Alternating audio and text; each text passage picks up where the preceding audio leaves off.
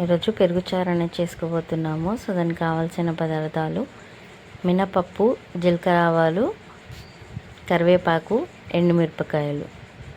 So కడాయి పెట్టి దాని లోపల ఒక చెంచా ఆయిల్ పోసి మినపప్పు, జీలకర్ర ఆవాలు వేసేసి ఒకసారి కలుపుకుందాం.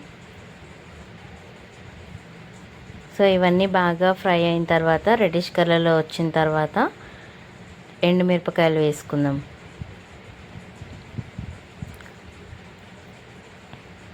సో ఇప్పుడు కొంచెం కరివేపాకు వేసుకొని ఒకసారి మిక్స్ చేసుకొని స్టవ్ ఆఫ్ చేసుకుందాం.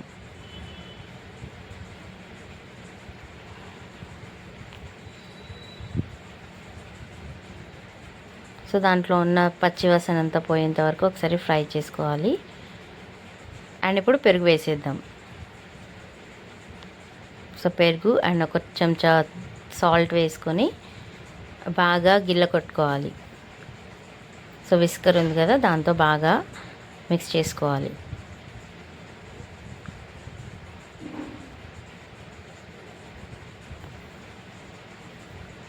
సో అదంతా బాగా మిక్స్ అయిన తర్వాత కొద్దిగంత వాటర్ అనేది యాడ్ చేసుకుందాం. సో వాటర్ యాడ్ చేసుకున్నాం కదా. సో ఒక చిన్న ఆనియన్ అనేది కట్ చేసుకొని ఇందులో వేసేసుకుందాం. అంతే, సింపుల్గా రెడీ అయిపోయి పెరుగు చారు అనేది రెడీ అయిపోయింది. సో ఎండాకాలంలో ఇది పిల్లలకి పెడితే చాలా బాగుంటుంది. Thank you for watching the video. Like, share, subscribe to my channel.